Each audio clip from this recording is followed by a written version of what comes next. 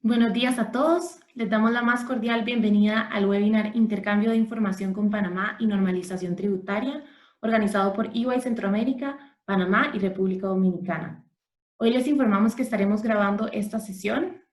Asimismo, los instamos a que si tienen preguntas para nuestros expertos, nos las hagan llegar por medio del botón del Q&A que está ubicada en la parte de abajo del panel de control de sus pantallas, para que nuestros expertos las puedan contestar al finalizar la sesión. Debido a la situación actual, todos estamos en nuestra casa y por eso les pedimos disculpas de antemano por cualquier tema de conexión o comunicación que podamos tener. El día de hoy, Luis Gargiulo, vicepresidente senior de Banca Privada, nos va a introducir esta sesión con unas palabras. Adelante, Luis Gargiulo. Muchas gracias, Pau, por la introducción. Muy buenos días a todos. Mi nombre es Luis Gargiulo, vicepresidente de Banca Privada, y junto con Augusto Rosemena, vicepresidente senior de Legal y Cumplimiento, en nombre de Global Bank, le damos la más cordial bienvenida a la conferencia Panamá-Colombia, Normalización Tributaria e Intercambio de Información bajo CRS. Evento que hemos organizado especialmente para ustedes, en donde les ofreceremos valiosa información orientada al funcionamiento de esta nueva normativa, el compromiso por parte de los dos países con la transparencia fiscal internacional y la colaboración en el intercambio efectivo de información para fines fiscales. Global Bank es un banco 100% de capital panameño, con 25 años de operar en la plaza a través de sus 39 sucursales a nivel nacional. Cuenta con más de 8.5 mil millones en activos que, junto con las calificaciones de riesgo de grado de inversión internacional por parte de Fitch y S&P, evidencia su solidez financiera. Hoy contamos con tres grandes especialistas que nos acompañarán como expositores de esta conferencia. Por un lado, tenemos la grata presencia de Luis Eduardo Ocando, socio director del país y líder de práctica tributaria en la Oficina de Panamá de EY, líder de política fiscal y líder en el segmento del mercado MECAR para la región norte de Latinoamérica. Abogado tributarista con más de 35 años de experiencia en tributación internacional. De igual manera nos acompaña Margarita Salas. Es la socia líder de la área de litigio y controversia tributaria y líder de Business Tax Services para Colombia y México. Cuenta con una experiencia profesional de más de 25 años, dentro de los cuales se ha desempeñado en el sector público y privado como litigante y asesora en temas de impuestos nacionales y territoriales para clientes en los diferentes sectores de la industria. Ha participado en varios proyectos relacionados con asesoría tributaria, planeación tributaria y en el área de litigio y controversia. Igualmente le damos la bienvenida a José Antonio Paz, abogado especialista en Derecho Tributario, quien cuenta con más de 10 años de experiencia en la práctica de impuestos y ha trabajado en EY en el área de asesoría tributaria y legal, especializándose en el asesoramiento de compañías locales e internacionales en temas de impuestos directos e indirectos. José Antonio también ha sido parte de equipos especializados que atienden el segmento de negocios de familia y Private Client Services. Como parte de la familia de Global Bank, les extiendo nuestro más sincero agradecimiento por participar de este webinar en la mañana de hoy. Estamos seguros de que la información presentada será de gran relevancia para ustedes. Sin más que agregar, les dejo con los expositores que nos acompañan el día de hoy.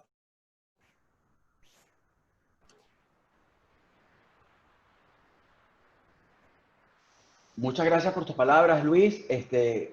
Ante todo, esperando que se encuentren en buena salud y a buen resguardo, hemos organizado este evento junto a Global Bank para dar a conocer el acuerdo de intercambio de información entre Panamá y Colombia, que como ustedes saben, Panamá incluyó a Colombia en la lista de jurisdicciones reportables, y a partir de ahora, digamos, de esa inclusión, y en el mes de septiembre, Panamá va a enviar por primera vez a Colombia información de manera automática. Entonces, este seminario o este webinar lo estamos organizando precisamente para dar a conocer esto, porque la realidad es que ya es un hecho el intercambio de información, vamos con la lámina siguiente, perdón, entre Panamá y Colombia, y lo que hay que hacer es prepararse para esta nueva realidad. Al igual que nos hemos venido preparando por una nueva realidad con COVID, esto es una nueva realidad que tenemos que vivir y hay que seguir adelante con ella. Entonces,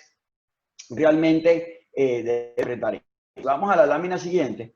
vamos a ver, bueno, aquí están ya los expositores, tenemos un programa bastante completo en el cual vamos a hablar de Panamá frente al intercambio, luego de la normalización tributaria entre Panamá y Colombia, que de alguna manera u otra queda un mes ya para ella, hasta el 25 de septiembre, menos de un mes, hasta el 25 de septiembre es la fecha para normalizarse, y esto va muy en línea con este tema de Panamá haber sido incluido en la lista. Luego vamos a hablar de qué pasa si no me normalizo, y por último vamos a presentar algunos casos prácticos e inquietudes que hemos tenido en diferentes webinars que hemos organizado sobre esta materia, desde que es noticia que Panamá y Colombia van a intercambiar información de manera automática.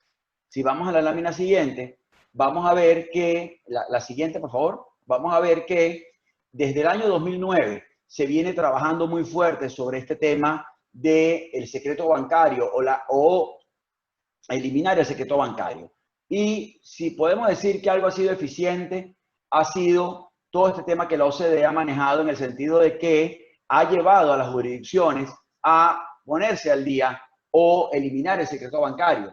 Y hoy podemos decir que casi no hay nación alguna en la cual no esté incluido todo este tema de intercambio de información, bien sea requerimiento o bien sea automático. Si nos han preguntado, ¿dónde pongo mi dinero en un país que no se intercambie? Bueno, hay dos opciones. Uno es póngalo en Venezuela o póngalo en Irán o en Malasia. Esas son las únicas jurisdicciones que todavía no están metidas en esto, pero bueno, tienen un alto riesgo de perder el dinero. Entonces, creemos que lo normal es regularizarse, lo normal es tener las cosas bien, porque si vemos la lámina siguiente, nos vamos a dar cuenta que han habido logros importantes sobre esto. Uno, más o menos 160 jurisdicciones están incluidas en esto. Se han producido 102 billones de euros de ingresos adicionales entre normalizaciones e investigaciones que se han hecho.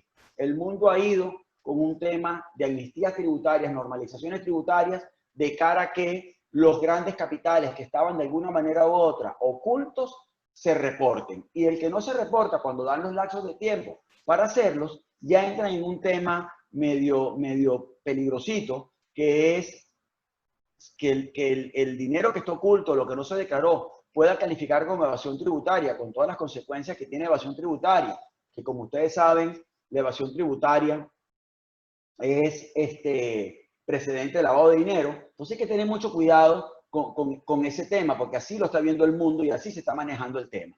Más de 250.000 solicitudes de intercambio de información a solicitud han ocurrido, y vamos a ver por qué ese incremento importante en lo que ha sido el intercambio de información a solicitud.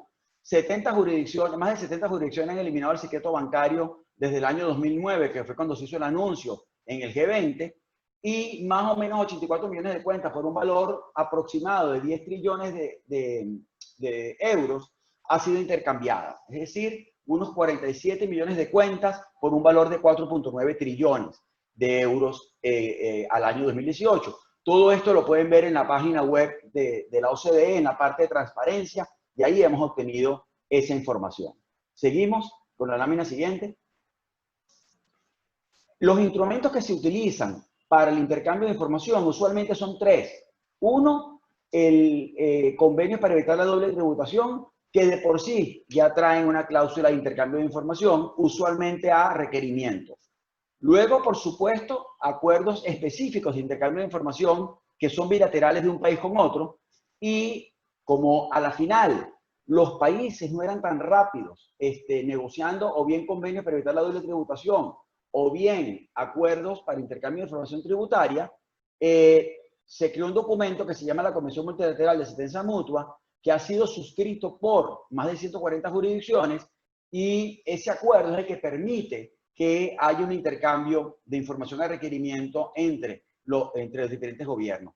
Que vale destacar acá que Panamá en el año 2007 firmó esa Convención Multilateral de Asistencia Mutua, y por lo tanto, 2017, perdón, y por lo tanto, desde esa fecha, Panamá está intercambiando información con Colombia a requerimiento. Es decir, este tema de que Panamá y Colombia van a intercambiar información por primera vez se refiere a intercambio automático de información. A requerimiento ya venía ocurriendo el intercambio. Más adelante hablaremos en la exposición de una posibilidad que hubo en el tiempo de un convenio para evitar la doble tributación entre Panamá y Colombia, pero lamentablemente no se pudo llegar a un acuerdo entre ambos países y hoy no teníamos convenio para evitar la doble imposición. Seguimos. Luego, los tipos de intercambio de información son automáticos, que es lo que vamos a hablar hoy, que automático es bajo FATCA y CRS, a solicitud, que ya está ocurriendo, como dije anteriormente, entre Panamá y Colombia, y espontáneo, que no requiere solicitud previa, y simplemente si un país considera relevante cierta información, la envía al otro país de manera espontánea. Que vale destacar acá que hasta ahora no tenemos acuerdo espontáneo acuerdo de intercambio espontáneo de información entre Panamá y país alguno. Es decir, Panamá está funcionando o bien con a solicitud o bien con el automático, y en mi exposición de detalle vamos a ver cómo funciona este tema del automático y cómo funciona el de requerimiento. Seguimos. Entonces, Panamá en materia de intercambio de información, vamos con la lámina siguiente. Quiero referirme a una parte importante que es Panamá como centro de inversión financiero para la región, pero más que todo para capitales de origen colombiano. Y si vamos a la lámina siguiente, vamos a ver ciertos aspectos que creemos importantes destacar acá. Número uno, ¿por qué se busca Panamá como un centro financiero de la región? Y no me refiero nada más a Colombia, sino de la región por completo, pero Colombia tiene una parte preponderante del capital que está en bancos de la plaza. Número uno, se busca Panamá por su estabilidad política. Es decir, Panamá, luego de Noriega, ha sido un país que ha mantenido una estabilidad política en democracia, y la gente busca eso para tener su dinero colocado. Es decir, apenas hay un vicio de que hay un peligro con el sistema político de un país, la plata sale corriendo para otro lado, y Panamá ha demostrado tener esa estabilidad política que da tranquilidad a sus inversionistas. Dos, y no menos importante, Panamá utiliza el dólar como moneda de uso corriente. A pesar que tiene el nombre Balboa, aquí se utiliza el dólar. Usted va a un cajero automático y saca dólares americanos del cajero automático. Entonces, eso hace que, como ha sido la moneda de origen de Panamá desde que Panamá nació, se busque también esa estabilidad.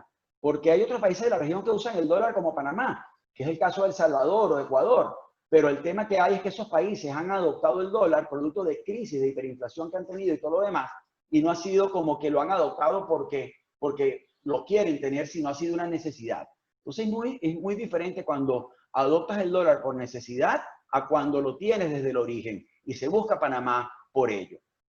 Un centro financiero internacional de primer mundo en Panamá para esta región, con productos muy sofisticados que hacen que el inversionista de países como Colombia, como otro país que no tenga el dólar como moneda, busquen proteger ese dinero para tener posibilidad de enfrentar crisis como la que estamos viviendo o otras crisis que han habido, que el mundo ha tenido. Entonces, este centro financiero internacional lo buscan por naturaleza, es decir, vamos allá porque quiero tener mi dinero allá y no necesariamente porque estoy teniendo un tema impositivo en el medio. Por supuesto que el tema impositivo ayuda, pero no es la decisión primordial cuando una persona decide colocar dinero en bancos panameños. Una posición geográfica sin igual, 80 kilómetros de distancia entre Pacífico y Atlántico, que hacen que Panamá sea un centro logístico por excelencia, y a su vez la conectividad aérea que tiene Panamá, casi ningún otro país de la región lo tiene. Casi 4 bloques al día tiene Copa, bueno, va a abrir nuevamente, pero tiene Copa para traer y llevar pasajeros a todos los países de la región, y en el caso de Colombia, más o menos unos 12 a 16 vuelos diarios entre Panamá y diferentes localidades en Colombia. Un sistema tributario territorial por más de 100 años, con el caveat que tuvimos un problemita por ahí en un momento donde pasamos a hacer renta mundial, pero nunca existió eso. Lo cierto es que tenemos un sistema territorial que hace que todo el dinero que está invertido en Panamá, de alguna manera u otra, dinero que sociedades panameñas tengan fuera de Panamá y en el mismo Panamá no tributen, y eso hace que los capitales vengan acá. Además de no hay ley de herencia, y eso hace también que la gente busque Panamá para organizar sus patrimonios y tener el dinero protegido de cara a las futuras generaciones. Y una serie de regímenes especiales y de incentivos, como Panamá Pacífico, el régimen CEN, la nueva ley ENMA, Zona Libre de Colón, Ley 32 y varias leyes que Panamá tiene para incentivar el uso de esos regímenes especiales que de alguna manera u otra permiten organizar mejor cadenas de suministro y permiten organizar mejor la manera de hacer negocios dentro de esta región. Incluso ahora con COVID se está viendo un movimiento en el cual las grandes cadenas de suministro están diciendo no puedo tener todos los panes en la misma cesta y requiero establecer centros de suministro cercanos a mis clientes, y Panamá se está viendo como un país que puede ganar mucho ahí. Entonces, todo esto que lo dije en cierto orden, el orden no importa, lo importante es ver todo esto cómo se conjuga para que Panamá sea un centro financiero y de inversión para la región y para Colombia como parte de un país de esta región donde estamos. Es decir, Panamá no es un lugar para tener el dinero porque no voy a tributar, porque lo voy a tener escondido, nada de eso. Panamá es un lugar natural que busca el inversionista de la región para tener su dinero colocado en la plaza y lo ven como una plaza y es una plaza segura. Seguimos con la lámina siguiente. Estas láminas o filminas que estamos viendo simplemente corroboran lo que venía diciendo. Colombia, luego de Estados Unidos, es el inversionista principal que tiene Panamá. La paso muy rápido, simplemente son láminas que demuestran eso que he venido corroborando a nivel de reexportaciones de la zona libre de Colón. Colombia, es el primer mercado de exportación de la zona libre de Colón. Y aquí, en cuanto a inversión saliente y entrante de Colombia y exportaciones, vean cómo Colombia es importante para Panamá, incluso hasta 2017, que son las cifras que tenemos acá, unos 110.000 pasajeros, movimiento de pasajeros entre Colombia y Panamá. 2018 la cifra fue mayor, 2019 siguió creciendo, 2020 por razones obvias, esa cifra, 2020 realmente aquí entre nosotros creo que no existe y no lo podemos tomar en cuenta para ninguna estadística porque es un año que va en cero para todos lados, pienso yo. Seguimos. Entonces, veamos ahora el intercambio de información por parte de Panamá en cuanto a intercambio automático de información y el intercambio bajo FATCA y CRS y el intercambio, a requerimiento, que también lo vamos a hablar acá. Vamos con la lámina siguiente. En cuanto a FATCA, desde el año 2014, Panamá y Estados Unidos tienen el acuerdo de FATCA. Como ustedes saben, FATCA es el acuerdo de intercambio automático de información entre Estados Unidos y el resto del mundo, o el resto del mundo y Estados Unidos, y CRS es el intercambio de información del resto del mundo con el resto del mundo. Es decir, Estados Unidos tiene su propio acuerdo y los otros países del mundo tienen un acuerdo común. La fecha de corte que ocurrió para cuentas que existían al 30 de junio de 2014, hubo una fecha de corte ahí, y luego para cuentas nuevas la fecha de corte fue del 1 de julio de 2014 en adelante. Por supuesto, personas reportables, ciudadanos estadounidenses, residentes fiscales americanos o entidades organizadas en los Estados Unidos. Y aquí cabe destacar, y ustedes lo saben mejor que yo, Estados Unidos es un país donde si naciste en Estados Unidos o si tienes green card o si tienes una residencia americana, no importa los días que pasen en Estados Unidos, eres residente fiscal americano para fines de FATCA y la información se reporta. De ahí que para Estados Unidos sea mucho más fácil, si se quiere, recaudar la información, porque simplemente al alguien reportar que es americano o que tiene un attachment con Estados Unidos, el banco o la institución financiera está obligado a enviar esa información a Estados Unidos a través de, como en el caso de Panamá, a través de la DGI de Panamá. Y las cuentas reportables, cuentas financieras donde aparezca el cuentaviente o que haya una persona reportable o una entidad de los Estados Unidos, y sea esa cuenta considerada generadora de renta pasiva o no, y así haya una o más personas reportables. Eso, Panamá ha venido intercambiando información con Estados Unidos de manera eficiente desde aquella fecha, 2014 en adelante, no ha habido, que sepamos nosotros, tema alguno con ese intercambio hasta el momento. ¿Seguimos? La lámina siguiente, CRS, Panamá, la anterior, disculpa, Paulina. CRS, Panamá realiza el primer intercambio en septiembre del año 2018.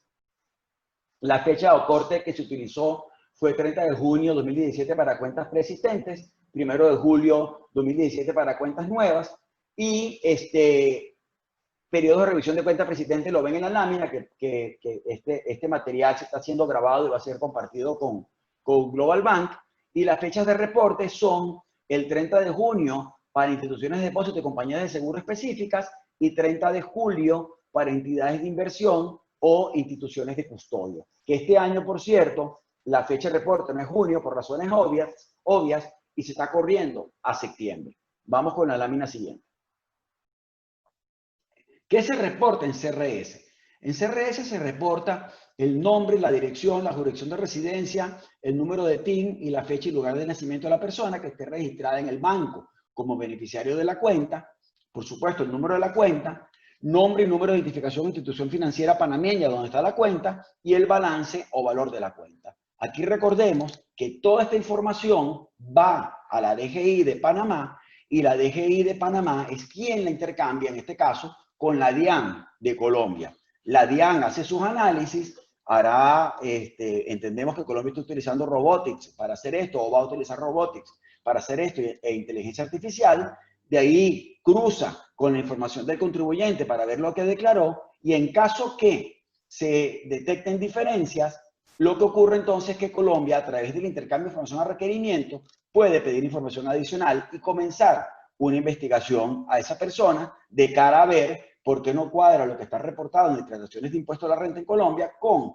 la información que se recibió, en este caso, o que se va a recibir de Panamá, o la que se recibió de otros países, con lo cual Colombia ya está intercambiando información de manera regular y de forma automática. De ahí lo importante de rescatar el comentario de que este seminario, este webinar está ocurriendo un mes antes que termine la fecha de normalización tributaria en Colombia, de cara a que si hay algo que de alguna manera u otra no ha sido reportado, ese contribuyente se ponga al día y evite sanciones que van a ser peores en caso de no normalizarse. Pero esa parte de normalización lo vamos a ver más adelante en la exposición que sigue. Continuamos con la lámina siguiente. Las cuentas reportables son cuentas mantenidas por personas reportables. ¿Quiénes son personas reportables? Personas naturales o jurídicas residentes en una jurisdicción reportable, en este caso, residentes fiscales de Colombia que mantengan cuentas bancarias en Panamá. Excepción, entidades que cotizan en la bolsa, entidades gubernamentales, Banco Central o instituciones financieras, y la jurisdicción reportable con la que existe un convenio y que está identificada en la lista. Y ese comentario lo vamos a ver más adelante, pero ahí está la razón que nos tiene reunidos acá. La razón que estamos reunidos acá es que precisamente Panamá incluyó a Colombia como jurisdicción reportable y de allí que Panamá vaya a empezar a enviar información a Colombia sobre esas cuentas, que ya vamos a ver las fechas y todo lo demás. Cuentas excluidas, ciertas cuentas de pensión y jubilación, como dice la lámina, ciertos contratos de seguros de vida, que aquí hago la acotación que se ha determinado que hay ciertos contratos de seguro de vida que se han hecho precisamente para, supuestamente, evitar reportar la cuenta, y eso ya está determinado inclusive por la misma OCDE. Por lo tanto, el mensaje que doy o el consejo que doy es tener mucho cuidado con respecto a esos contratos de seguro de vida, donde la persona que se los vende les dice que no está sujeto a reporte, pero la realidad es que cuando uno lo lee, sí está sujeto a reporte. Entonces tengan mucho cuidado de estar comprando productos que no necesariamente cumplen con lo que dicen ser o con lo que dicen es. En otras palabras, asesórese bien antes de firmar algo que lo vaya a meter en un problema peor, que incluso pueda ser catalogado como evasión tributaria. Ciertas cuentas de patrimonio hereditario se excluyen también, y las cuentas que se consideran de bajo riesgo. Aquí vale la pena destacar que una diferencia importante entre CRS y FATCA es que con CRS se reportan cuentas de personas naturales con saldos mayores a $50.000 o de personas jurídicas con saldos mayores a $250.000, y en el caso de CRS, de leer todos los decretos que Panamá ha publicado, no encontramos que haya esa excepción. Por lo tanto, se consideran reportables todas aquellas cuentas sin importar el saldo que tengan, se consideran que Panamá las va a reportar. Luego, por supuesto, como Colombia tiene saldos mínimos a considerar para fines de la normalización, etcétera, habrá que ver eso. Pero la realidad es que Panamá va a intercambiar en CRS cualquier saldo que tenga la cuenta y no necesariamente va a seguir lo que son los saldos mínimos que mencioné anteriormente para fines de FATCA. Con la lámina siguiente. Entonces, aquí está todo el tema todo el tema que les venía comentando de que Panamá incluye a Colombia por primera vez en el año 2020. Hasta el 2019 Colombia era una jurisdicción no reportable. Hay otras jurisdicciones reportables que Panamá tiene. Y algo que yo siempre destaco cuando hablo de esto, que si revisamos la lista de jurisdicciones reportables que Panamá tiene al 2020, vemos que se agregaron cuatro jurisdicciones, se excluyeron 14 jurisdicciones, y entre las jurisdicciones que se excluyeron está Costa Rica.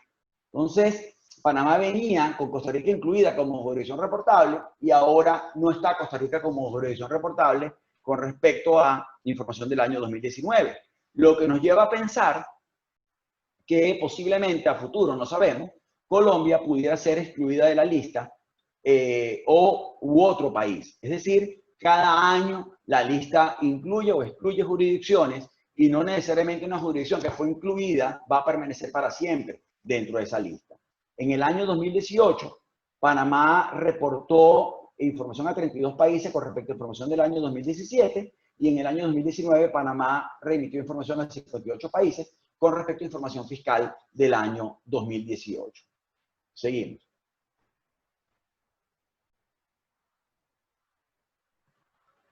A su vez, Panamá cuenta con 27 acuerdos bilaterales para intercambio de información a requerimiento. Ya aquí están los acuerdos específicos de doble tributación o de intercambio de información que Panamá tiene. Y Panamá, a su vez, como les dije, es parte de la Convención Multilateral de Asistencia Mutua, que ahora es la que lleva a que Panamá intercambie información con Colombia, porque se incluyó a Colombia como jurisdicción reportable. Vean algo importante. Hay 137 jurisdicciones, o entre 137 y 140 jurisdicciones que han firmado el MAC, pero no todas las 137 intercambian información con las 137, porque está este tema de que los países tienen que incluir el uno al otro, hacer match, para que la información pueda ser intercambiada. Seguimos. ¿Qué se intercambia a requerimiento? Se intercambia la información sobre accionistas y beneficiarios final, se intercambia la información de registros contables y documentación de respaldo que haya en vehículos jurídicos panameños que hacen negocios con el otro país, que el otro país le interesa saber qué es lo que se hizo y qué operación está detrás de ello. Se intercambia información bancaria y también se intercambia bajo el Control by Control Report información que tiene que ver con precios de transferencia. Es decir, el intercambio automático de información intercambia información financiera, es decir, de cierto tipo de información de seguros, y el intercambio de requerimiento intercambia toda la demás información. Y por supuesto, el intercambio de información automático por sí solo muestra saldos, muestra información que el otro país cruza con la información que el contribuyente declaró, y en caso de haber dudas, entonces con ese mismo país se activa sobre esa cuenta de la cual llegó información el intercambio de requerimientos que permite profundizar en la revisión. Seguimos. Entonces, vamos con la lámina siguiente. ¿Qué tenemos entonces nosotros acá? Lámina siguiente, por favor. Tenemos que, la realidad es que entre Colombia y Panamá, como dije anteriormente, no hay un intercambio, no hay un convenio para evitar la doble tributación, no hay un tratado para el intercambio automático de información, o TIA, como se conoce. Sí está la Convención Multilateral de Asistencia Mutua y está el CRS, que es el Acuerdo Multilateral de autoridades competentes, que es el que está permitiendo que ocurra este intercambio de forma automática. Es decir, CRS permite el intercambio automático y la Comisión Administrativa o de Asistencia Administrativa Mutua es la que está permitiendo el intercambio de requerimientos entre Panamá y Colombia desde el año 2017. Algo que quiero destacar acá, que anteriormente les dije, que no existe convenio para evitar doble tributación entre Panamá y Colombia, y creemos importante que se propicie la firma de un convenio para evitar la doble tributación entre Panamá y Colombia. ¿Por qué? Porque Panamá simplemente ahora se ha convertido en un país que va a reportar información a Colombia y no recibe, si se quiere, nada a cambio. Y un convenio para evitar la doble imposición permitirá que los flujos de capitales entre Panamá y Colombia fluyan de mejor manera y con una menor tributación. Y ya vimos cómo, Colombia es un país importante con respecto a Panamá a nivel de la inversión extranjera colombiana en el país. Entonces, creemos que si ya tenemos acuerdo para intercambio de información a requerimiento, si ya tenemos acuerdo para intercambio de información automático, ¿por qué entonces no firmar un convenio para evitar la doble tributación que de alguna manera u otra aminore la carga tributaria en cruces de fronteras entre Panamá y Colombia? Creemos que podría ser, si se quiere, lo más conveniente de cara incluso a esta reactivación económica que se está buscando post-COVID, en facilitar que esos flujos de capitales entre Panamá y Colombia tributen en tasa efectiva de menor manera a como tributan hoy. Entonces, un mensaje que uno manda acá es, señores, ya que tenemos todo esto, firmemos este acuerdo y sigamos adelante, ¿no? De manera natural con este convenio para evitar la doble imposición que, como dije, aminoraría la carga tributaria entre un país y otro. Seguimos. La lámina siguiente.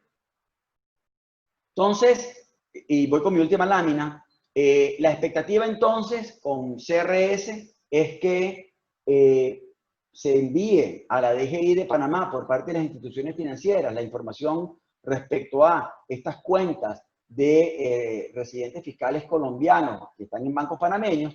Esa información llega a la DGI la intercambia con la plataforma tecnológica de la DIAN, en este caso, y la DIAN, una vez que recibe esa información, la analizará con todo el tema que hay ahora de digitalización de la administración tributaria, con sus algoritmos, con su inteligencia artificial, etcétera, cruzará esa información con las declaraciones de rentas de esos contribuyentes colombianos y en dado caso que algo no cuadre ahí, se activará posiblemente el intercambio de información a requerimiento con respecto a esa información que se recibió y ese contribuyente colombiano se le harán preguntas y tendrá que responder esas preguntas a la DIAN y en dado caso que no haya declarado algo, tendrá que declararlo pagando las multas y todo lo demás que tenga que pagar. De ahí lo importante de la próxima charla, donde vamos a ver que hay una normalización tributaria en proceso en Colombia que creemos conveniente para aquel que no tenga las cosas al día, acogerse a la misma y de alguna manera u otra eliminar posibles sanciones a futuro por no declarar lo que tiene en Panamá. Y ya con este comentario termino, que el hecho que Panamá haya firmado con Colombia no significa que ahora haya más países con esa plata. Entonces lo que estamos recomendando a clientes es, deje su dinero aquí en Panamá, no salga corriendo para otro lado y más bien normalice su situación, porque donde vaya, sencillamente va a tener el mismo problema de que la jurisdicción posiblemente sea reportable y tenga que entregar la información de un país al otro y posiblemente termine en el mismo lugar de que no tiene un patrimonio declarado en Colombia. Con esto le paso las palabras a Margarita para que nos hable de la normalización tributaria y nos vemos nuevamente en la parte de preguntas y respuestas. Muchas gracias. Gracias, Luis. Buenos días para todos.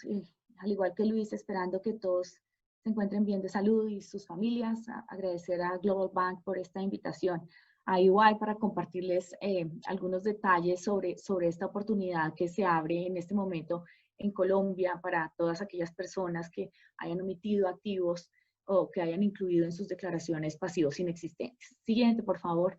Lo primero que tenemos que decir de la normalización tributaria en Colombia es que en este momento esa normalización se considera un impuesto. Está establecida así por la ley y es un impuesto, quiere decir que es obligatorio para todos los contribuyentes que estén en esa misma situación y es haber omitido activos o haber incluido pasivos inexistentes en sus declaraciones tributarias. La normalización no es una amnistía. Las amnistías normalmente son voluntarias. Cuando el contribuyente quiere acoger una amnistía, sencillamente lo hace por voluntad propia, no por obligación. La Corte, en su análisis de las normas que han establecido estas posibilidades de normalización en la forma de un impuesto, desde la ley 1739 en el 2014, luego la ley 1943 del 2018 y la 2010, la Corte lo que ha planteado en relación con la normalización tributaria es que es un mecanismo constitucional. Y quiero hacer énfasis en esto, ya que precisamente la razón de la constitucionalidad declarada por la Corte se basa en el hecho de que son activos que no están en el torrente tributario, de los cuales la administración tributaria no tiene conocimiento. Y como no tiene conocimiento, es importante para el gobierno, es importante para el Estado poner a disposición de los ciudadanos para que de una manera colaborativa presenten su declaración e incorporen a este torrente tributario los activos que han sido omitidos. Entonces, como les digo, no es una situación voluntaria, pero aquí la base y el eje de esta posibilidad es esa ausencia de conocimiento por parte del Estado colombiano sobre la información financiera y económica de los contribuyentes en Colombia de activos poseídos normalmente en el exterior.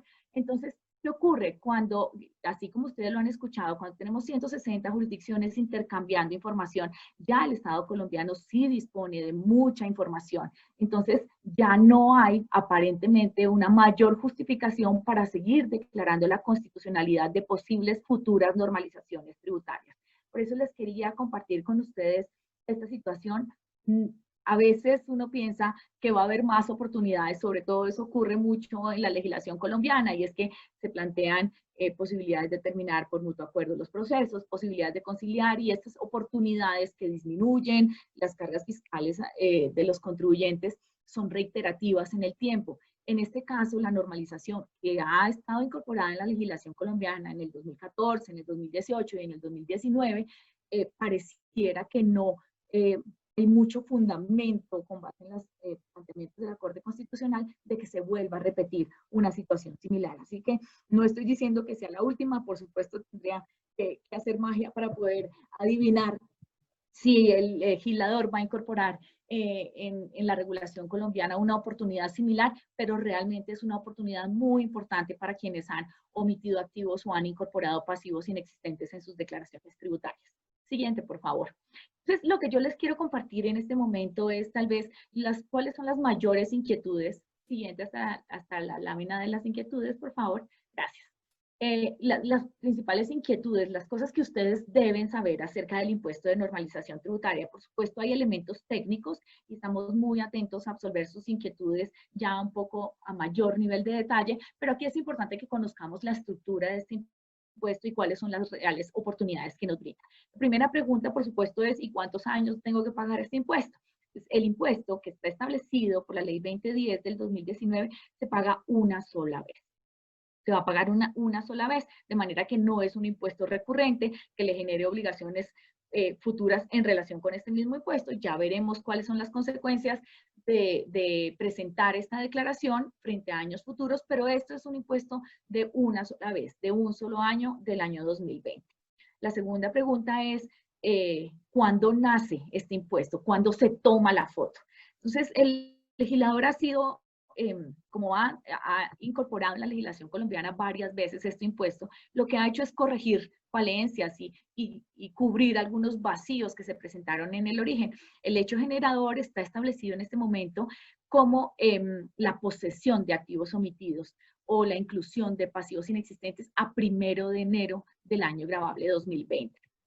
Y plantea la ley que se entiende por activos omitidos todos aquellos que no están incluidos en las declaraciones de los impuestos nacionales, existiendo la obligación a cargo de los contribuyentes, la obligación legal de hacerlo. Y expresa el legislador que son pasivos inexistentes aquellos reportados en las declaraciones de impuestos nacionales, pero que no tienen un soporte válido, no hay una realidad detrás de ellos y que su único propósito es aminorar o disminuir la carga tributaria. Una tercera pregunta es, ¿y quiénes están obligados entonces a pagar este impuesto?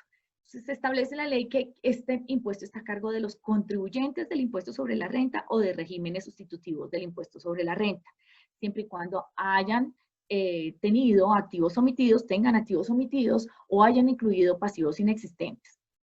Y aquí es muy importante mencionar que no es una casualidad que el legislador haya dicho, planteado en su regulación, que los responsables son los contribuyentes del impuesto sobre la renta. ¿Y a qué me quiero referir? Ustedes han escuchado que estamos intercambiando información a requerimiento desde el 2017 y automática a partir del 2019, pero realmente el origen de la obligación del contribuyente de incluir sus activos en sus declaraciones de renta en Colombia, por ejemplo, se deriva, pues, evidentemente de la obtención de un ingreso que se capitaliza. Y realmente aquí se trata es que hubo un ingreso en algún momento que se capitalizó y el contribuyente omitió el reporte de ese ingreso capitalizado, de ese activo.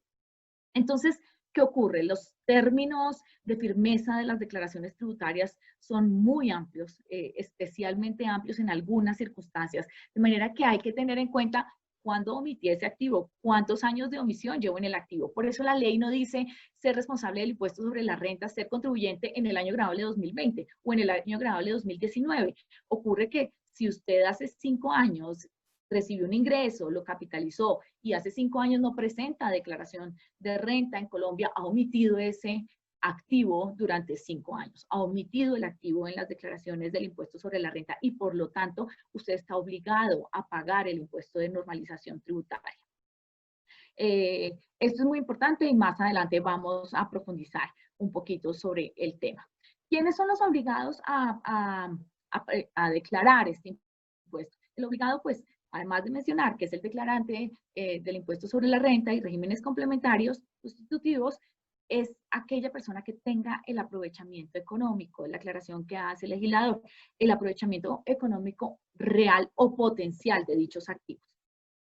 Entonces plantea circunstancias especiales, por ejemplo, plantea en el caso de negocios fiduciarios como fundaciones de interés privado, otros del exterior o seguros con componente de ahorro material, fondos de inversión o cualquier otro negocio fiduciario del exterior, el legislador plantea, independientemente de quién tenga el control, el manejo, la administración de esos activos en esos negocios fiduciarios, plantea que en primer lugar el que tiene el aprovechamiento económico y lo hace como una presunción es el fundador o el constituyente o el originador del patrimonio transferido a esa estructura. Eso en los casos en que el beneficiario esté condicionado o que no tenga el control o que no tenga la disposición de los activos. Porque si el beneficiario no está condicionado y tiene el control o la disposición de los activos, será el beneficiario el que se considera tener el aprovechamiento económico de los activos y por lo tanto el obligado a presentar esta declaración de normalización tributaria. Y pues en el caso de que el fundador, el constituyente o el originador haya fallecido, el responsable es la sucesión ilíquida. Pero plantea también el legislador que si se forman sociedades intermedias, esas sociedades intermedias no van a ser reconocidas y se entiende que los beneficiarios han recibido y tienen la obligación, porque se entiende que ellos tienen el aprovechamiento económico y ellos serían los obligados al pago del impuesto. Bien, otra pregunta es, ¿y cuáles son las bases? ¿Cuáles son las bases sobre las cuales debo liquidar el impuesto? Pues porque este activo lo tengo hace años o lo acabo de tener, hoy tiene un valor diferente. El legislador plantea que la base para declarar el activo es el costo fiscal. Ese es el valor mínimo por el cual se debe declarar el activo. Y el costo fiscal, pues, corresponde básicamente, para decirlo muy concretamente, al valor de adquisición. Es el valor de adquisición, el valor mínimo por el cual se debe declarar el activo. Sin embargo, el legislador permite que se haga la liquidación sobre una base que corresponda a un autoavalúo comercial, siempre y cuando este autoavalúo esté soportado técnicamente. Y entonces, adicionalmente plantea el legislador que si hay unas estructuras creadas para transferir esos activos omitidos a entidades con costos sustancialmente inferiores al costo fiscal de los activos subyacentes, la base gravable sería el costo fiscal de los activos subyacentes. Es el valor, el patrimonio, el capital de esas estructuras no es reconocida para propósitos de este impuesto. Y en el caso de los pasivos inexistentes, pues la base gravable del impuesto complementario de normalización tributaria es el valor fiscal de los activos. Bien, el legislador permite, y es un tema de base gravable, que si los activos para la normalización toman como base el valor de mercado, y ya José nos hablará más adelante gráficamente de esta situación, si los contribuyentes toman el valor de mercado de los activos omitidos en el exterior y antes del 31 de diciembre del 2020 repatrian efectivamente esos recursos omitidos en el exterior, los repatrian a Colombia y los invierten con vocación de permanencia en el país, la base gravable se puede reducir al 50%. Y plantea que la vocación de permanencia es el hecho de que los activos permanezcan efectivamente en el país por un periodo que no sea menor a 2 años. Esos 2 años se cuentan a partir del vencimiento del plazo para repatriar los activos. El vencimiento del plazo es antes del 31 de diciembre, quiere decir que la última fecha es el 30 de diciembre del 2020, de manera que si se cumplen estas condiciones y los activos se mantienen en Colombia por 2 años, la base gravable se puede reducir a la mitad, con lo cual el impuesto efectivamente va a ser reducido a la mitad. Bien, hay una presunción que trae el legislador y es en aquellas entidades en donde los costos fiscales son sustancialmente inferiores a los activos subyacentes, y en esos casos entiende que estas entidades son esas entidades artificiosas que no tienen razón o ningún propósito económico, y plantea que se tienen como tales entidades aquellas entidades cuyo capital es sustancialmente inferior en comparación con el costo fiscal de los activos recibidos a cualquier momento. Y también plantea, y esto también me parece muy relevante, que son entidades con costos sustancialmente inferiores a sus activos subyacentes, aquellas que no llevan contabilidad.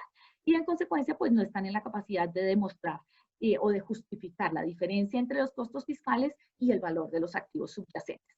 En esos casos, el valor de la base es el valor de los activos subyacentes. Así haya una acumulación de estructuras de diferentes niveles. Bien, con lo cual, pues el legislador está planteando que se aplica el principio de transparencia fiscal. En cuanto al quinto punto, ¿qué es la repatriación de activos y qué efectos tiene y cómo puede acogerse? Entonces, bien, la repatriación de activos es lo que les mencionaba hace un momento, esa condición que permite reducir la base gravable al 50% y que implica que antes del 31 de diciembre del 2020 se traigan los activos a Colombia. Obviamente esto casi que está circunscrito a activos líquidos, activos monetarios, porque en otras condiciones, pues esta circunstancia o esta condición del legislador, pues no se podría cumplir, y mantenerlos en Colombia por un término no inferior a 2 años. Así hace un planteamiento muy claro el legislador, y es que el valor, la base gravable en este caso es el valor de mercado. Recuerden que yo les hablé del costo histórico. En este caso, para bajar a la mitad, al 50%, la base gravable tiene que corresponderse, tiene que declararse el valor de mercado de esos activos. Ya José también nos explicará en un ejemplo a qué nos referimos y cuál es la diferencia. Y las condiciones de repatriarlos antes del 31 de diciembre y que sean reinvertidos en el país con vocación de permanencia. Esa repatriación la puede hacer directamente el contribuyente sujeto al impuesto de normalización, o también la puede hacer la entidad del exterior que es objeto del impuesto de normalización tributaria. Y hay que tener algo muy presente, y es que la disminución de la base no aplica o no se considera repatriación en algunos casos. Por ejemplo, plantea el legislador y el decreto reglamentario que el solo hecho de declarar una sede efectiva de administración de la entidad normalizada no representa una reinversión en el país. ¿Qué quiere decir? Sociedades en el exterior que son administradas desde Colombia, sencillamente registrar esa sociedad del exterior como sede efectiva de administración Colombia no da lugar a entender que aquí se trata de una repatriación, y es que efectivamente no hay una repatriación. Otra circunstancia es cuando los activos se repatrian para eliminar pasivos. Esa circunstancia está expresamente excluida por el legislador. Otra es cuando esos activos sean invertidos en una entidad o en una sociedad nacional a través de una cuenta de compensación. No se entiende que las cuentas de compensación estén poseídas en el país y por lo tanto no se considera repatriado el activo si se deposita en una cuenta de compensación. Otra circunstancia es en los casos en que la sociedad receptora de la inversión los invierte fuera del territorio nacional. Entonces se traen los recursos y se invierten en una compañía que vuelve a sacarlos y los invierte fuera del territorio nacional. No se considera que hay una adecuada repatriación. Y hay una excepción de la cual les voy a hablar un poco más adelante, y es que en aquellos activos que se han normalizado conforme a la ley 1739, que estuvo vigente para los años 2015, 16 y 17, y para la ley 1943, que estuvo vigente para el año 2019, y que fueron base de anteriores normalizaciones, cuando el contribuyente declaró esos o normalizó esos activos por un valor menor de mercado, hoy por hoy, con base en esta nueva normalización de la ley 2010, podría hacer un saneamiento de esa normalización, incorporar la base gravable plena es decir, la parte que quedó faltando en las normalizaciones anteriores, lo podría incorporar en esta declaración, pero no podría acceder a la disminución de la base gravable. En esto el legislador es explícito. Yo pensaría, siendo litigante por muchos años, yo pensaría que esto no tiene una justificación, esta condición no tiene una justificación, está sufriendo ese contribuyente que normalizó originalmente un trato diferenciado en relación con quienes no han normalizado nada, aun cuando está en mejores circunstancias de cumplimiento, y sin embargo el legislador los trata de una forma más ruda. Siento que hay una inconstitucionalidad allí, eso le va a pesar la mitad del impuesto a quienes estén en estas circunstancias, y más adelante vamos a ver cómo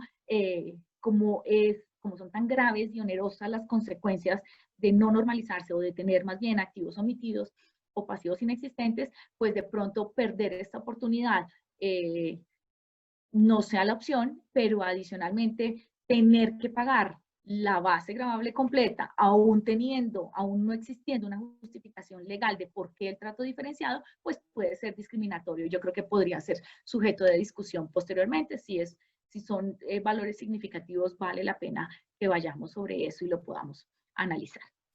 Bien.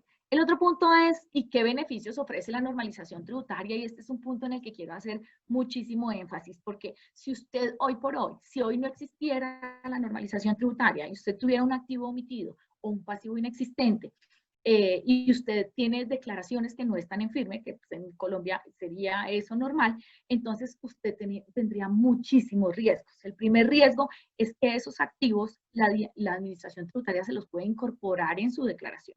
Y se los incorporaría como una renta líquida gravable por una diferencia patrimonial.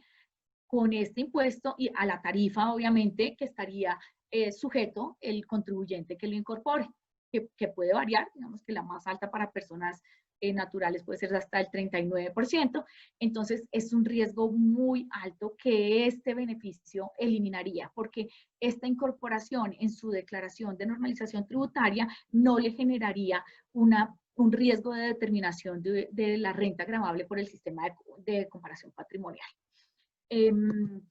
Y su inclusión no genera ningún tipo de sanción en el impuesto sobre la renta, en un régimen sustitutivo del impuesto sobre la renta, como el régimen simple, en el impuesto sobre las ventas.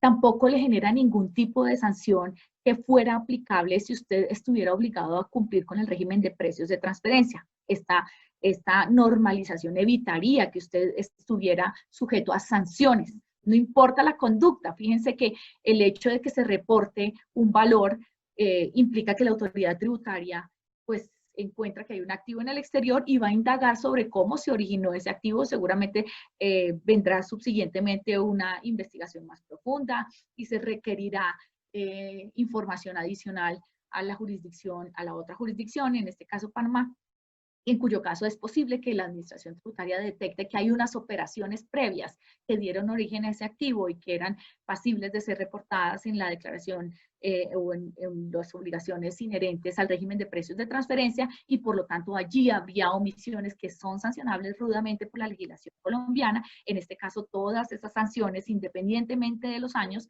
se omitirían. No hay lugar a causar una sanción relacionada con el régimen de precios de transferencia. Tampoco habría una sanción relacionada con información exógena, y para quienes no conocen pues mucho la regulación colombiana, la mayor parte de los contribuyentes está obligado a reportar anualmente información en medios magnéticos a la administración tributaria, en donde se reporta yo creo que todo, clientes, proveedores, operaciones con empleados, retenciones en la fuente, contratos de mandato, accionistas. Entonces, toda esa información hace base para el cálculo de sanciones en caso de ser omitido su reporte o reportadas erróneamente o reportadas extemporáneamente. En este caso, la ley 2010 plantea que no habría ninguna sanción relacionada con esa información exógena. Y tampoco habría ninguna sanción relacionada con la declaración anual de activos en el exterior, que es otra obligación anual que tienen que cumplir los contribuyentes, que sean contribuyentes en Colombia y que tengan activos, posean activos en el exterior. También plantea el legislador que no se genera ninguna acción penal por la omisión de estos activos o la inclusión de pasivos inexistentes, siempre y cuando se incluyan en el impuesto de normalización tributaria. El registro extemporáneo de la inversión, si hubiera lugar a ella, tampoco generaría una infracción cambiaria y no da lugar a ningún tipo de persecución penal, a menos, claro, que se acredite que los activos fueron o tienen un origen ilícito o que están castigados por alguna norma del Código Penal. Esta normalización, a pesar de que plantea todas estas exclusiones y toda esta salvaguarda para el contribuyente, también plantea que esto no implica la legalización de activos si el origen de esos activos es un origen ilícito o si están relacionados directa o indirectamente con lavado de activos o con conductas, se me fue la pantalla y no sé si me están escuchando, o con conductas relacionadas con el crimen. Ya la recuperé, gracias. Bien. Debo revisar estructuras que estén ya normalizadas, lo que les acabo de contar. O sea, si ustedes normalizaron activos conforme a la ley 1739 en el 2015, 16 o 17, o conforme a la ley 1943 en el 2019, por un valor parcial, usted podría sanear esa situación e incorporar el valor que no incluyeron calculando el impuesto. Esta posibilidad es viable para todos los activos, excepto para los inventarios, para los bienes que se enajenan dentro del giro ordinario del negocio, no se aplicaría esta norma. Entonces, pero no hay, esa es la única restricción. Y recuerden además que en este caso, pues no se puede reducir la base gravable. ¿Cuáles son los cambios? Siguiente, por favor. ¿Cuáles son los cambios que hay entre esta normalización y normalizaciones anteriores? Pues la primera es la tarifa. En la ley 1943 la tarifa de saneamiento fue el 13%. Este año la tarifa de saneamiento o de la normalización es del 15%. Lo segundo es la posibilidad de sanear activos normalizados en años anteriores y hay unos cambios de algunos elementos en relación con la reducción de la base por repatriación. La siguiente es muy importante. ¿Hasta cuándo puedo normalizar? Ya como Luis lo mencionó, tenemos un mes, es el 25 de septiembre, la última fecha para presentar la declaración de normalización. Y fíjense que esta declaración es una declaración muy particular y quiero hacer mucho énfasis porque de verdad es muy oneroso no acceder a esta alternativa obligación. Y es que esta declaración, primero, no puede presentarse extemporáneamente.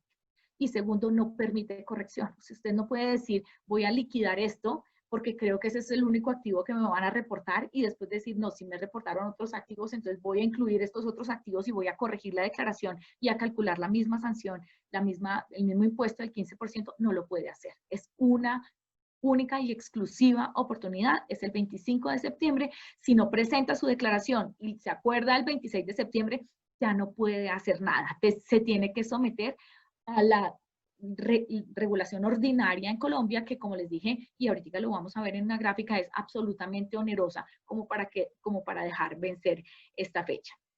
Sí, y la última pregunta es, ¿y qué efectos debo tener en cuenta después de la normalización? Muy importante, si está accediendo a la disminución de la base gravable al 50%, usted no puede olvidar la fecha 30 de diciembre del 2020, porque es esa fecha en la que todos esos activos deben estar repatriados. ¿Qué pasa si a esa fecha no están repatriados? Y es una excepción incorporada casi vía decreto reglamentario, pero es una alternativa interesante para los contribuyentes que no pueden cumplir con la obligación de repatriar. Y esa alternativa es que pueden pedirle a la administración tributaria que habilite el formulario con el fin de liquidar el impuesto completo, incorporar la base gravable completa sin la reducción al 50%, calcular el impuesto correspondiente y liquidar intereses moratorios. Estos activos se deben incorporar en la declaración de renta del año gravable 2020, la que van a presentar el año siguiente. Y básicamente esas son las consecuencias. Siguiente, por favor, que usted tendrá que tener en cuenta después del 25 de septiembre. Siguiente, gracias. Bien, la DIAN ha iniciado, ya lleva, no acaba de iniciar, ya desde el año pasado venía solicitando a los contribuyentes que incorporaran sus activos en la declaración de normalización tributaria. Como les mencioné, el año pasado estuvo vigente también una posibilidad de normalización. Recordemos que esto fue mediante la ley 1943 del 2018. Esa ley fue declarada inconstitucional y por eso se reincorpora el mecanismo en la ley 2010 del 2019. Entonces la DIAN ha estado muy intensa. La DIAN normalmente no tenía, o sea, no ha tenido a través de los años la infraestructura que permita manejar esta información de una manera muy fluida. No tiene tecnologías modernas, pero está incorporando está haciendo una inyección fuertísima de recursos para poder modernizar. Y como los términos de firmeza en Colombia son tan amplios, 5 años y usted ha omitido una declaración de renta y en diferentes circunstancias pueden ser 12 años. Entonces, en esas circunstancias, pues no es un temor de hoy, es un temor que se extiende en el tiempo durante muchos años y seguramente hoy puede ser que no se tenga la infraestructura necesaria para hacer todo el manejo y la administración de esta información, pero por lo menos sí está enviando requerimientos y le dice, usted tiene activos en el exterior, normalícese. Pero además, si usted no se normaliza y la administración tributaria dentro de 3 años maneja la información que le enviaron hoy, podría requerirlo para que usted ya no presente la declaración de normalización, como he insistido, sino que cumpla con las obligaciones, determine que tiene activos omitidos con consecuencias muy graves como las penales. Superan de manera significativa cualquier consecuencia monetaria. Siguiente, por favor. Y siguiente. Gracias. Bien, aquí pues, ¿qué pasa si no normalizo? Todo lo que les mencioné, que eran todas esas posibilidades que están en el régimen ordinario, que serían las obligaciones que tendrían que cumplir normalmente, pues las van a tener que cumplir. Entonces, tendría el riesgo de tener que incorporar una renta líquida por omisión de activos o inclusión de pasivos inexistentes.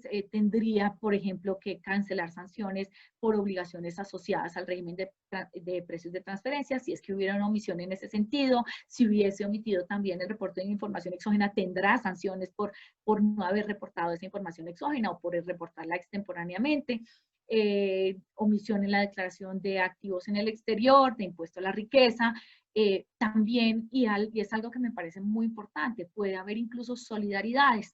Entonces, en el régimen de solidaridades en Colombia también es muy estricto. Entonces, de pronto, no solamente el responsable del impuesto sobre la renta que omitió la inclusión, sino el administrador de esos recursos en estructuras, puede haber también la aplicación del procedimiento de fraude, de abuso fiscal, y es un procedimiento que sí es garantista en cuanto abre una oportunidad más al contribuyente para discutir con la administración tributaria, pero que permite a la administración desconocer contratos, desconocer cláusulas, siempre y cuando entienda que esos contratos o esas cláusulas contractuales fueron incorporadas solamente son artificiosas y fueron incorporadas o establecidas solamente con el propósito de disminuir impuestos. Y ahí en esa situación, pues dirá el contribuyente, yo sigo corriendo mi riesgo, pero resulta que los administradores de esos bienes, los partícipes en la estructuración de esos mecanismos para bajar el impuesto, también pueden llegar a tener una responsabilidad solidaria. Incluso los custodios y los administradores de bienes, aun cuando no hayan participado en la elaboración o en esas estructuraciones. Entonces,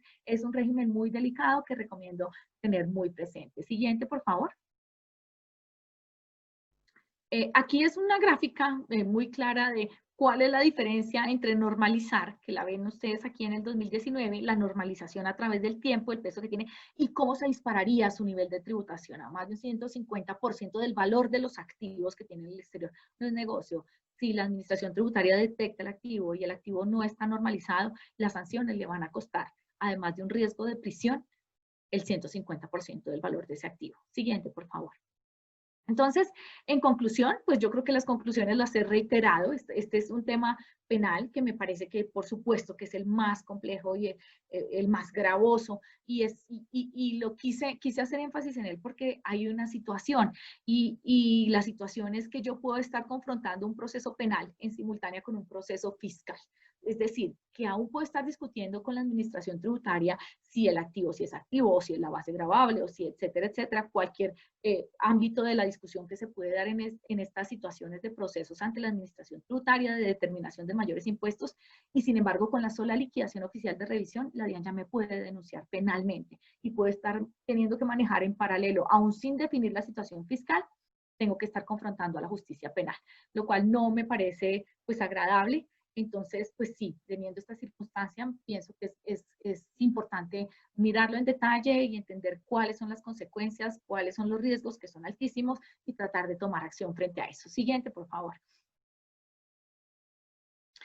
Como conclusión, muy rápido, la normalización cada vez es más estricta, hay menos posibilidades de que en años futuros tengamos oportunidades de este nivel. La diferencia y el riesgo es altísimo, no solamente es económico, es personal, es solidaridad. O sea, no creo que sea un riesgo que podamos controlar a futuro teniendo este intercambio de información. Hay también un cambio generacional, las nuevas generaciones que van a recibir esos activos, se van a hacer sustitutos en la titularidad de esos activos, no quieren correr ese tipo de riesgos, de manera que vale la pena hacer esas consideraciones y como les digo, el riesgo no solamente económico, sino personal es absolutamente elevado. Yo sé que estamos cortos de tiempo, ya nos hemos extendido bastante, vamos a mirar unos ejercicios, a mí me parece que es súper interesante porque hemos hablado mucho de la teoría y tal vez aquí lo más interesante es que ustedes puedan encontrar si caben dentro de una de estas estructuras de las que José Antonio les va a comentar. Yo creo que es muy importante invitarlos a que se queden. Ojalá no tengan muchos compromisos y nos tengan que abandonar. Les va a parecer muy interesante. Muchas gracias, José Antonio. Adelante. Margarita, muchas gracias a ti y muchas gracias a Global Bank por la invitación.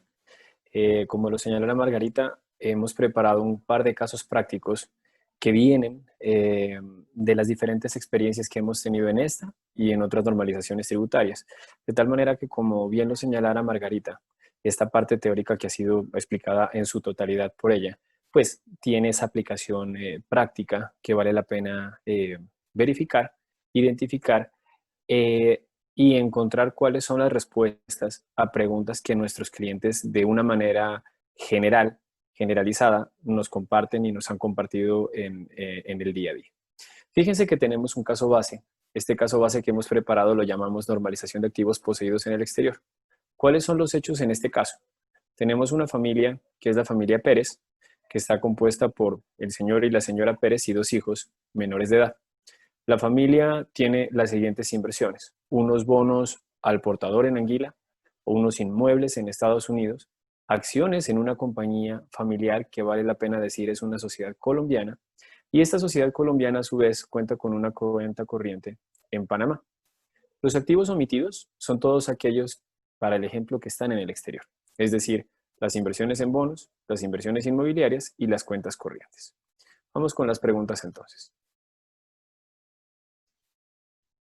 La primera pregunta es, ¿quiénes en la familia Pérez deben normalizar en 2020? Esta pregunta es sugerente, en la medida en que nos permite aclarar una posición que se ha venido manifestando en la práctica y por algunos de nuestros clientes. Nuestros clientes dicen, no, vea, ¿sabe qué?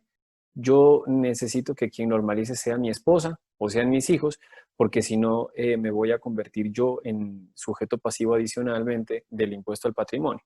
La respuesta, como lo señalara Margarita en la conversación teórica, es que no le está dado al contribuyente escoger quién normaliza.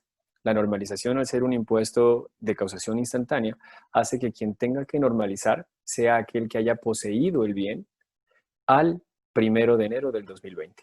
De tal manera que, si de nuestro caso particular, la familia de forma proporcional, equivalente, tuvieran todos participación en estas inversiones que tenemos en el exterior, pues todos y cada uno de ellos tendrían que reportar de esa manera y presentar estas declaraciones de normalización tributaria. Si la señora Pérez es contribuyente simple del régimen simple, ¿debe normalizar? También nos lo han preguntado un montón y la respuesta es sí. Fíjense que, a diferencia de las anteriores normalizaciones, al hablar de esta normalización, la Ley 2010 incluye que no solamente son sujetos pasivos los contribuyentes de renta, sino también aquellos que son contribuyentes de regímenes sustitutos. De tal manera que, al ser el régimen simple un régimen sustituto, esta persona que corresponda a ese régimen simple, ese sujeto pasivo del régimen simple, también será sujeto pasivo de la normalización tributaria si desarrolla esos hechos que bien nos ha explicado y nos ha comentado Margarita. La compañía familiar SAS debe normalizar. Esto compenetra y complementa sobre todo las respuestas que diéramos atrás. La respuesta es: cada uno de los sujetos pasivos debería declarar de forma independiente. ¿Qué significa eso? Que si el 1 de enero la compañía familiar colombiana es la que tiene la cuenta corriente y, por su parte, la familia Pérez son los que tienen las inversiones en bolsa, en bonos y las inversiones inmobiliarias en estas otras 2 jurisdicciones, para la familia será la normalización de las inversiones en bonos e inversiones inmobiliarias, en tanto que para la compañía familiar se dará la obligación de la normalización de la cuenta corriente. ¿A qué valores deberían normalizarse los activos? Fíjense que aquí vale la pena hacer esa precisión que nos comentara Margarita. La norma permite que el contribuyente decida, escoja si normaliza a valores de mercado o si normaliza a valores del costo fiscal. El costo fiscal está determinado con las reglas propias del estatuto tributario, de tal manera que, importantísimo esto hacer mayúscula aquí, las inversiones que se tienen tendrán una naturaleza distinta. Fíjense que acá tenemos bonos, inversiones inmobiliarias y también tenemos money market. Cada una de estas, si quisiéramos ir a declararlo por el costo fiscal, tendrá unas reglas propias que tienen que ser estudiadas para poder considerar cuáles son los rubros bases que se tienen que declarar. Eso si escojo el costo fiscal. De otra manera, como nos señalara Margarita, también puedo escoger el valor de mercado. El valor de mercado significa que yo puedo identificar con un soporte técnico cuál es el valor de ese activo y declararlo con ese activo. De tal manera que, al hablar de cuáles valores son los que deberían normalizarse, puedo escoger entre el uno y el otro, teniendo siempre en consideración que existe un piso. El valor de mercado nunca podrá ser inferior para efectos de la normalización tributaria al valor del costo fiscal que se determine con base en las reglas del estatuto tributario. ¿Qué TRM debe utilizarse para la normalización tributaria? Fíjense que esta pregunta cobra bastante importancia cuando existen, por ejemplo, inversiones inmobiliarias que han venido de muchísimo tiempo atrás. La pregunta es, oiga, yo tengo una situación del costo fiscal de hace 10 años, determinado con un valor de dólares hace 10 años. ¿Es ese valor el que tengo que tomar? La respuesta en la aproximación que nosotros tenemos y con la cual coincide la administración tributaria es que el valor de la TRM con la que se debe normalizar es la del 1 de enero del 2020.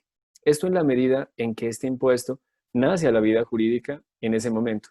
De tal manera que ese es un registro de apertura, un registro inicial que hace que esa TRM, que para el caso, hablando dólares, pesos colombianos, estuvo en 3.277 pesos, es la que yo tenga que considerar en el momento de la normalización tributaria. Cosa distinta, como les comento, es la determinación de la TRM, pasar de dólares a pesos, a la determinación de cuál es el costo fiscal de la inversión, el valor inicial en dólares de esa inversión que puede llegar a ser una variable importante diferenciada del valor de mercado. ¿Cómo podría reducirse el impuesto de normalización a pagar? Trasegando lo que ya nos ha comentado Margarita, la normalización puede reducirse en la base gravable al 50% cuando yo repatrio los bienes. Y esta pregunta también es sugerente. ¿Por qué razón? Porque fíjense que en esta normalización, a diferencia de lo que pasara en las normalizaciones anteriores, el legislador ha hecho énfasis en que los bienes repatriados tienen que permanecer efectivamente, dice, en territorio colombiano.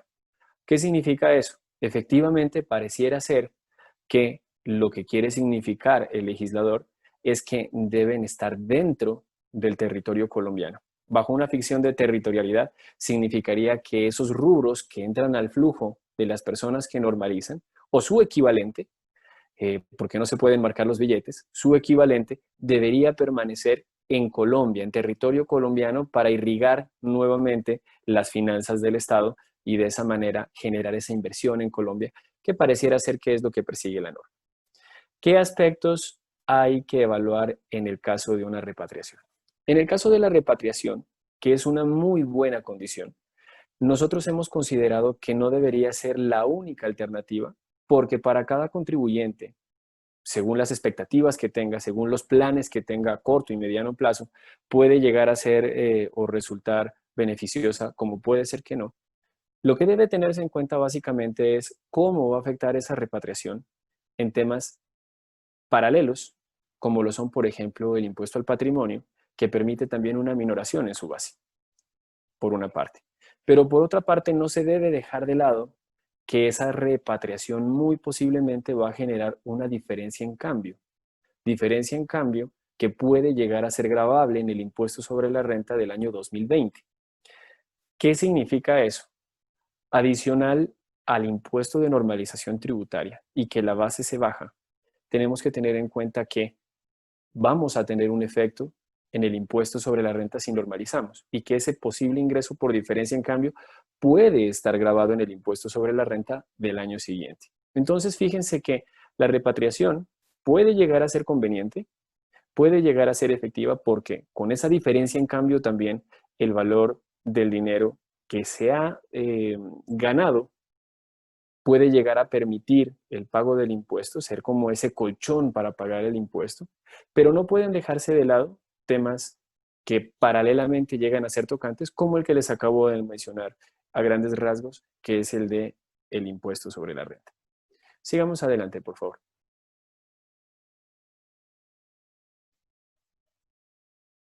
Muchas gracias. Caso 2. Este caso, que es un poco más complejo, enmarca derechos fiduciarios, fundaciones de interés privado y sucesiones. Fíjense que lo que comentamos acá es lo siguiente. El señor Ramírez ha tenido inversiones en el exterior desde el 90. Dichas inversiones que fue construyendo consistían en cuentas corrientes en Islas Caimán, bonos del Estado de Islas Caimán, y en 2016 el señor Ramírez donó esas inversiones a una fundación de interés privado que constituyó en Islas Vírgenes Británicas. En febrero del 2020 donó un dinero que tenía a la fundación de interés privado, el cual está en una cuenta corriente de Panamá. En su carta de deseos, el señor Ramírez señaló a la fundación de interés privado que a su muerte sus beneficiarios, los beneficiarios que para el caso son la señora Ramírez y sus hijos, serían quienes podrían disponer de estos rubros. El señor Ramírez muere en junio del 2020. Entonces, aquí vienen los siguientes planteamientos.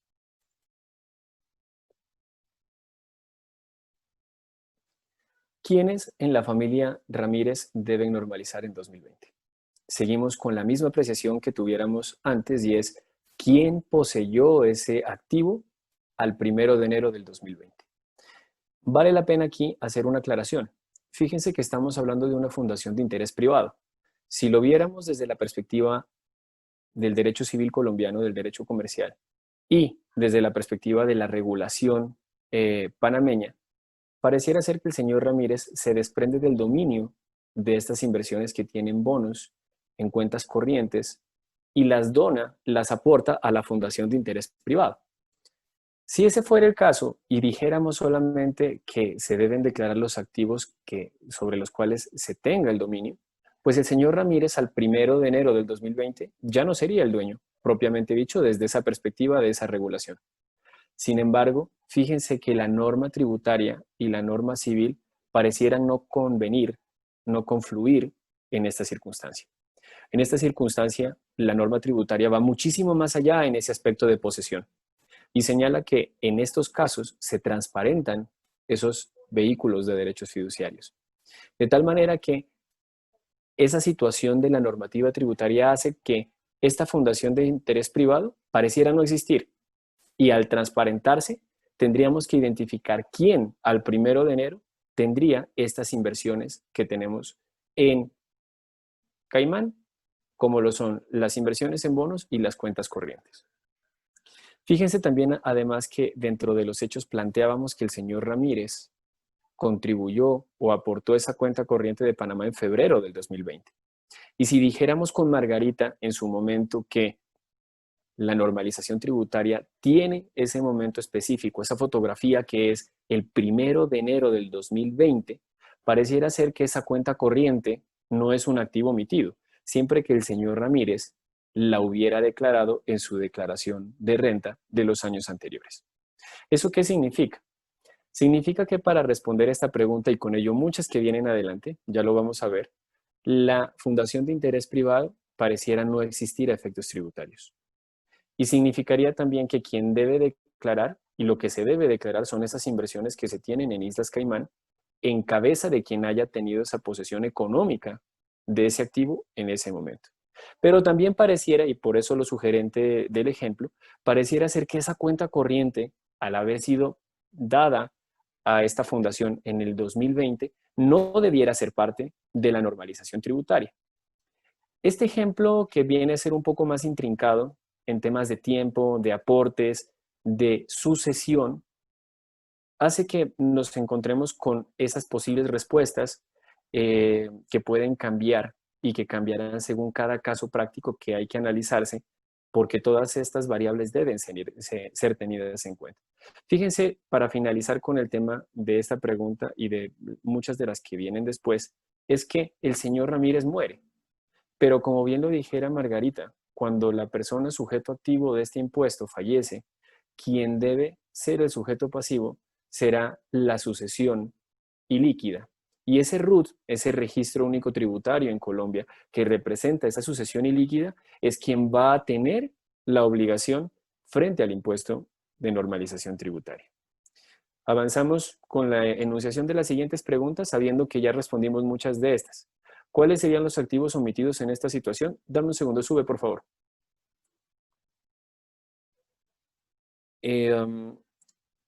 La segunda pregunta era, ¿cuáles serían los activos omitidos en esta situación? Que ya fue resuelta. ¿A qué valores deberían normalizarse los activos? Los valores corresponden a, bien sea el costo fiscal o al valor de mercado. Y como también bien lo señalara Margarita, que estoy parafraseándola un montón, habrá que identificar si quiero normalizarlos repatriando o no. Caso en el cual, si voy a repatriar, únicamente voy a tener como alternativa poder declararlos a los valores de mercado.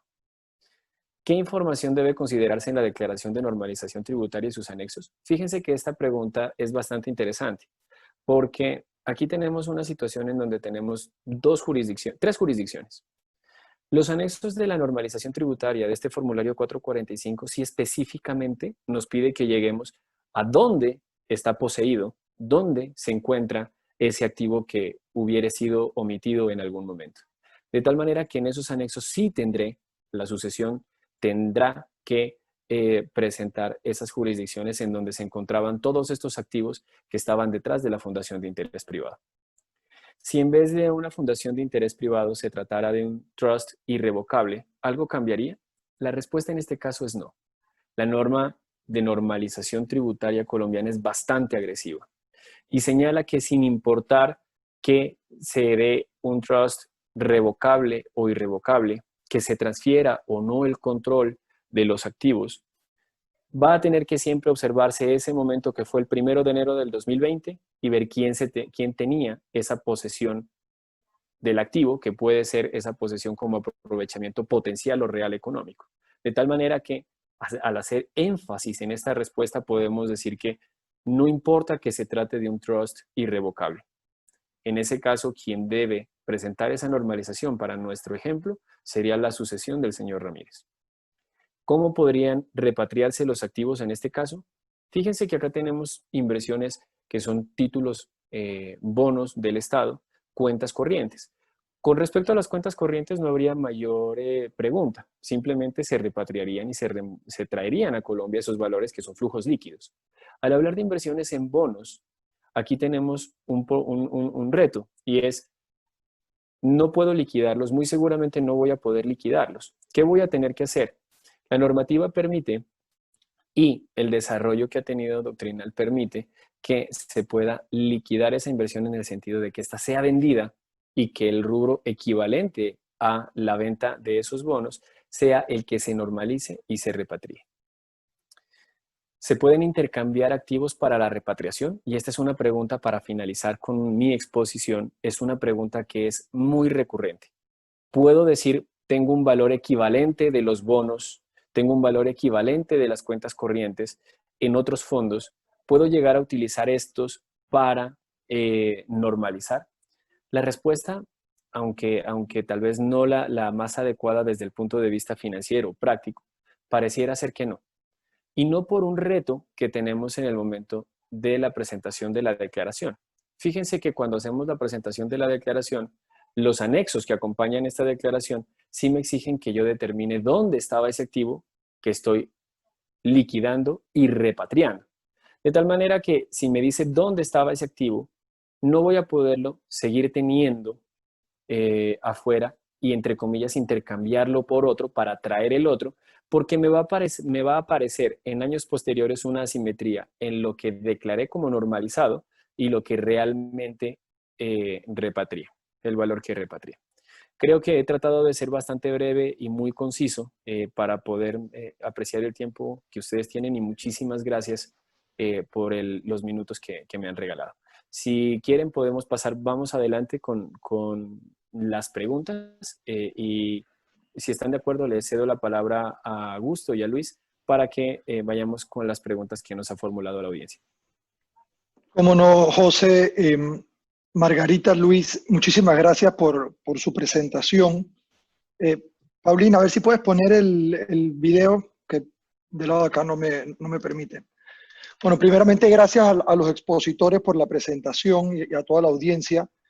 Tenemos alrededor de 7 preguntas que vamos a someterle a los panelistas, pero antes de avanzar a ellas quería hacerles una aclaración. Yo creo que ha quedado evidente de la presentación que este es un tema sumamente complejo y es importante que cada uno de ustedes analice su situación caso por caso y que busquen la asesoría correspondiente antes de tomar cualquier decisión. Lo que hemos visto el día de hoy es simplemente para propósitos informativos y didácticos, pero cada uno de ustedes debe buscar su correspondiente asesoría antes de ir adelante. Por otra parte, recogiendo cosas muy puntuales que me parecieron relevantes, me pareció excelente la idea de mostrar unos casos, José. Gracias por esa idea. Rescatando 2 temas importantes. Primero, la fecha tope es 25 de septiembre. Y la presentación que se tiene que hacer el 25 de septiembre no permite corrección. Me parece que eso es algo muy relevante, de que deben hacer el análisis y recibir la asesoría antes de hacer esto. Y la otra cosa es que no se puede presentar de forma extemporánea, o sea, es una fecha que parece que no va a ser prorrogada, así que para la audiencia tiene poco tiempo pues, para tomar una decisión. Y por último, pues que las consecuencias de no normalizar sus activos que tengan en el extranjero tiene consecuencias importantes, así que es una decisión que, por más difícil que sea, es algo que deben evaluar. Entonces vamos a pasar a las preguntas y respuestas. Hemos recibido múltiples preguntas, hemos agarrado 7 de las más importantes. Lamentablemente no nos da el tiempo para agarrarlas todas. Y paso a hacer la primera pregunta. Luis, te la voy a tirar a ti. Un miembro de la audiencia pregunta si Estados Unidos reparte información a Colombia, y si es así, ¿a partir de qué montos? Sí, muchas gracias, Augusto. Con Estados Unidos, como dije en la presentación, el monto es para personas naturales montos superiores a $50.000 y de personas jurídicas montos mayores a $250.000. Y la pregunta sobre si Estados Unidos reporta de manera automática, en teoría sí, el acuerdo es round trip, como digo yo, ambas vías, pero la realidad es que Estados Unidos no necesariamente reporta todo lo que debe reportar al otro país. No obstante, entendemos que Estados Unidos sí ha reportado cierta información a Colombia de ciertos depósitos de gente y lo demás. Por lo tanto, no es que la información vaya en masa, pero Estados Unidos sí está con su compromiso de entregar información a los países con los cuales tiene firmado FATCA, no necesariamente envía todo. Muchas gracias Luis. Sí, la pregunta que Luis, que teníamos también era sobre el tema de los saldos. Si al 31 de diciembre se reporta el saldo a la cuenta a esa fecha corte, o es un promedio del año en vigencia. Se reporta el saldo al 1 de enero, al 31 de diciembre y el promedio. Se reporta todo, digamos, pero la información va completa, va del 1 de enero al 31 de diciembre.